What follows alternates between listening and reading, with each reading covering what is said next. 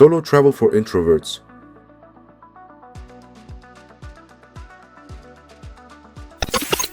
The best destinations, ideas, tips, and advice. Here are our top destinations for introverts. Some travel tips and coping strategies, advice on how to gain confidence and meet new people, and other great ideas for traveling solo as an introvert. Many people think that being an introvert is a synonym for being shy. While it's true that some introverts are shy, more often than not, it just means they like their own company, spending time alone to relax and recharge. So how can you pair up that mindset with something that can be overwhelming and chaotic, such as travel? We're here to give you some ideas.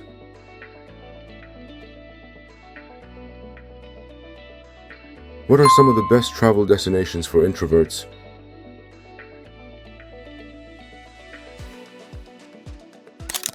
Slovenia.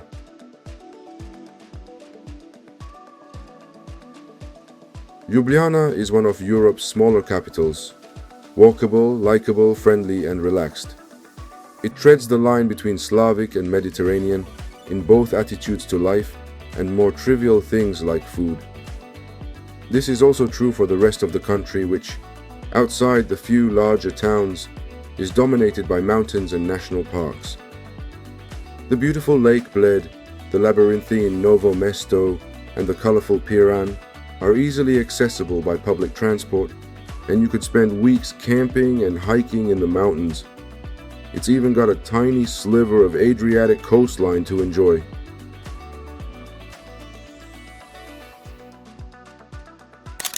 Denver, US.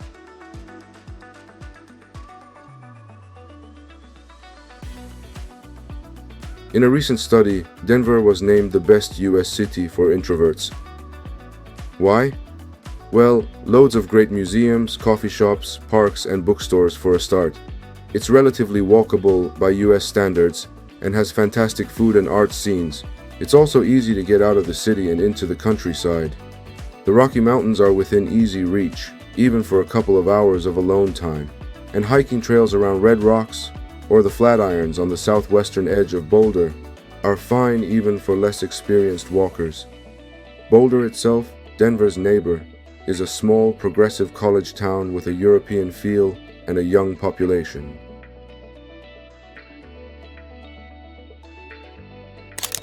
Myanmar.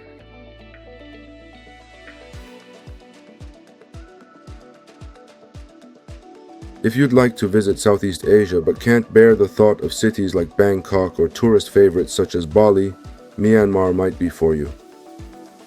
Getting fewer visitors than many other countries in the region, the friendly locals mean you can get a good flavor of the culture without having to put yourself out there too much. English isn't widely spoken, particularly outside the cities, but that's okay as people are generally very helpful, and a couple of gestures and a smile will get you a long way. It's a beautiful country with a fascinating history and culture that's always front and center, and it doesn't take much to get involved.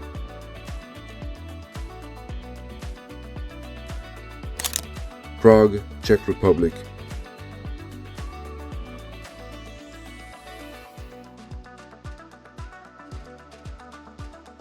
Prague is a beautiful city, of that there is no doubt, and it's good value for money. However, that brings with it large tour groups, bachelor parties, and the like. So, how on earth can it be a good place for introverts? Well, away from the very center, Prague is much calmer. There are shady hillside parks with views across the river, tiny coffee shops and bars that have barely changed in hundreds of years, views that only improve at dawn or dusk, and even outside the tourist hotspots, the level of English is good. Explore areas like Žižkov and Vršovice to find your new favorite haunt.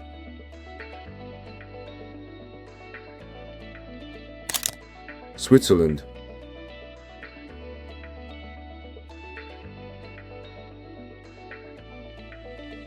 Generally seen as introverts by nature, the Swiss go about their lives calmly, in clean, orderly cities, and fresh, vigorous mountain air. It's not a place a lot of people think of traveling to for pleasure. but that mix of city life and wonderful scenery is a fine combination. Places like Zurich, Geneva, and Bern combine slick modernity with quality museums, good food, friendly cafes, and calming parks, while heading into the mountains brings unspoiled nature and some of the most stunning views in Europe. With a mix of languages spoken and the mix of cultures and attitudes that goes with it, if you're looking for the most stereotypically European trip, Switzerland might just have every box ticked.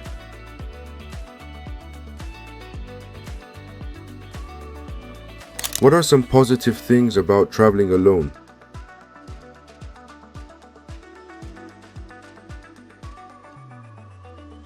Traveling alone means you can go at your own pace, do and see what you want to, and gives you the opportunity to say no to things if you start to get overwhelmed. You'd plan to go to that popular bar you'd read about, but just can't face all those people right now. That's fine. It's your trip, your decision. This brings us to the next point. You don't have to feel guilty about doing or not doing things. Like the above example, no one is forcing you to do anything. You're in Barcelona. You feel bound to do things a tourist would do. Go to the beach, walk along La Rambla, but you'd rather just sit in a park with a book. That's fine, do that. Similarly, it's fine to spend money to make your trip more bearable.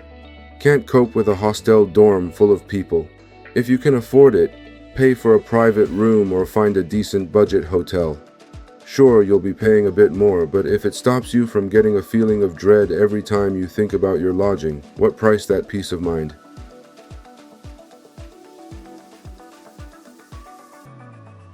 How do I meet people on a solo trip?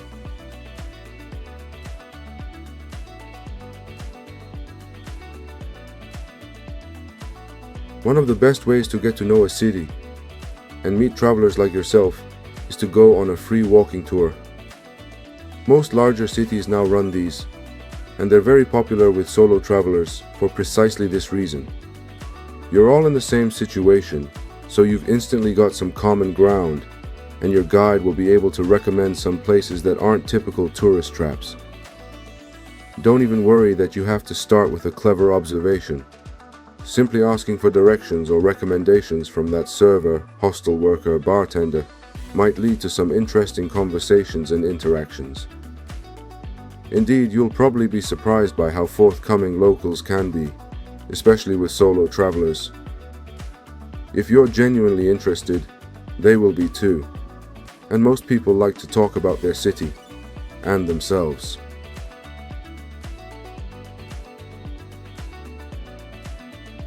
How do I deal with anxiety when traveling alone?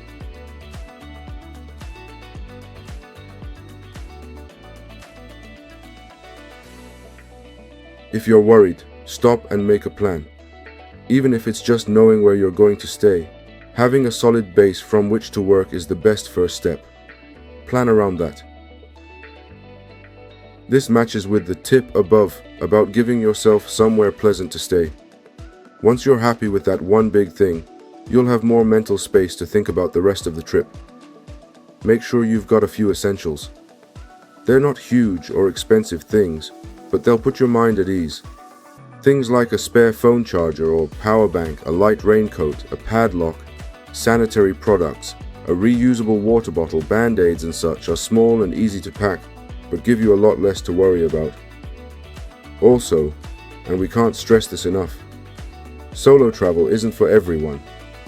If you live in, for example, a small city in France, try a long weekend in Prague, London, or Rome for your first solo trip, instead of, say, a month in Japan.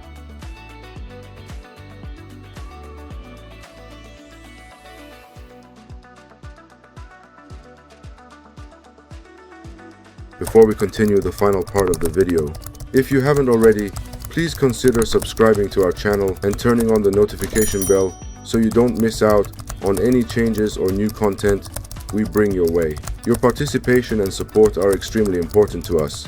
Please share your thoughts, opinions, and questions in the comment section below. Your input is valuable to us, and we value the insights you bring to the table.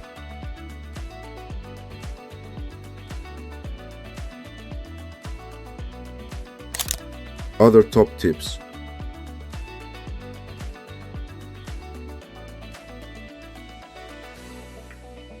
Write a journal about your experience. It's a nice thing to look back on and also a nice way of passing the time when you're alone. Get involved in the culture.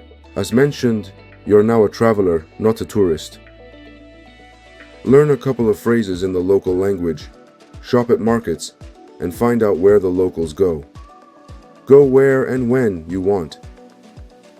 You've got the freedom to get up early to watch the sunrise from the steps of Montmartre before the crowds arrive. If that's what you want to do it. Push yourself, but don't blame yourself. Travel is about new experiences, so try to do new things. But if you genuinely don't want to do something, don't beat yourself up about it. It's your trip.